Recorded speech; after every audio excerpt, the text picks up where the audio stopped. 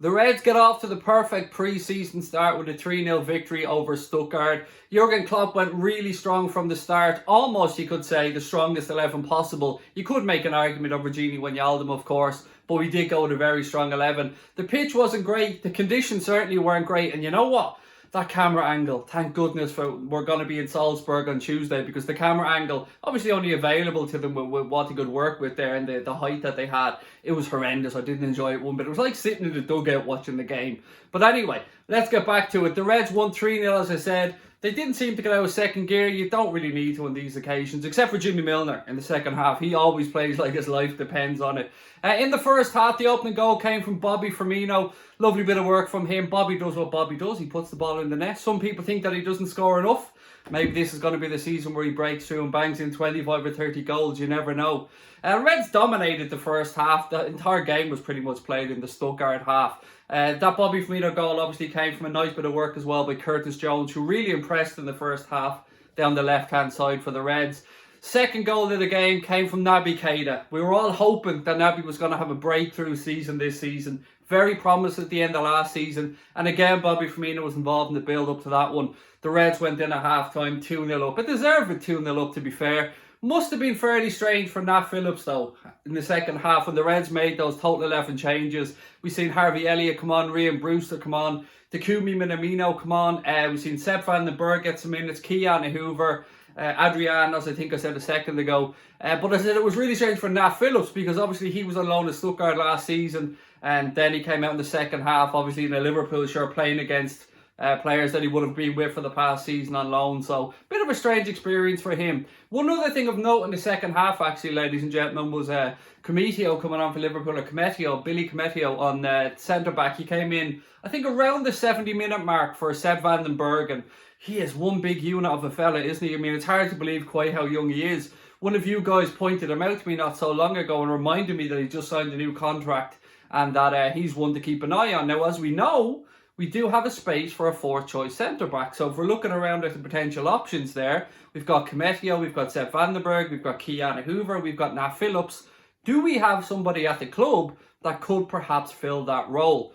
Now, for me, the two highlights of the second half came, one, when Raheem Brewster got his goal, continues his good goal-scoring form, 11 goals in his loan spell at Swansea, went in today, got himself another goal as well. Somebody else who really impressed me in the second half was Harvey Elliott. He had some great work down the right-hand side. Had a free kick that was deflected, looked like it was going in. Played a lovely little 1-2 with Jimmy Milner as well. James Milner almost scored a header because of a little cross that came in from Harvey Elliott. And what a collector's item that would have been. All in all, though, I think you can say it's just a perfect experience for Klopp. No injuries on our side. There was an injury on the Stuttgart side. Joe Gomez in the first half had a little bit of a collision with one of the Stuttgart players, kind of easing him off the side of the pitch, and he had to go off and get replaced. Always better safe than sorry in these situations. But I was really happy with what I seen there today. I thought the kit looked beautiful. First time seeing the Reds running out in that new kit, and I thought they looked really well in it. Obviously, apart from that, it's just always good to get through the game. One, no injuries, get minutes in the legs. It's everything that the gaffer could have asked for as they move ahead to Salzburg and that friendly on Tuesday, which I'll be doing a post-match report for as well, ladies and gentlemen. Not 100% certain yet if I can do a watch-along of that game. I'm trying to move things around on my family side to be able to do a watch-along, but bear with me on that one. But as I said, today it is pretty perfect. Now, I know a lot of you guys are going to be tuning in. You're going to be asking about Thiago. You're going to be asking about transfers as well. There's nothing new really to report, ladies and gentlemen. I think a lot will depend on the Gini Wijnaldum situation. Gini played a part in the second half, looked quite bright, does what Gini does, bits and pieces all over the pitch, does it well. Takumi Minamino as well, I thought was quite impressive on the left, and we did see a debut today for Kostas Tsimikas as well in the second half. He had a little bit of an exchange with Jimmy Milner once or twice, where Jimmy was basically telling him in a real football language, shall we say, where he should be going, what he should be doing, what he's doing right and doing wrong. And sure, look, that's a captain's job, isn't it?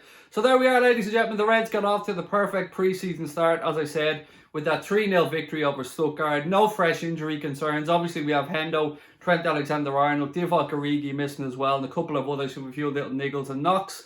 But pretty happy day for Jurgen Klopp, albeit miserable weather, miserable conditions, and a very strange camera angle, as I said earlier on. So let me know who impressed you, ladies and gents, in the comment section. Let me know what your favourite goal of the day was. Let me know who you think the next breakthrough young player at the club is. We talk about transfers so much, don't we? And I'm part of this. I talk about them all the time. But you forget about what we have.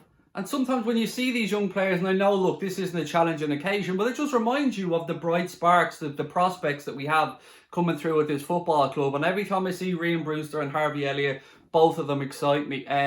Grujic also played a part today. If my memory is correct, I think he actually wore this number 16 today in the game. I know we've been wearing 6 in training, and look, my eyesight's not the best, so maybe I completely imagine the 16, but I'm fairly sure he was wearing 16 today. And didn't see too much of him, to be fair. Had an opportunity with a header from a set piece that went wide, but well, I don't know if it went wide. Yeah, I think it went wide. But all in all, pretty invisible from Grujic, to be fair. And as it looks like, Grujic and Wilson are the ones that Liverpool looked certain to be able to part with this summer if an offer does come in. So look, thank you for watching, ladies and gentlemen. Please do hit that subscribe button. Give us a thumbs up as well. And don't forget to let me know your thoughts in the comment section below. Who impressed you? Were you happy enough with the game? And if you like the new kit, because I tell you what, I really do like that new kit. Up the Reds.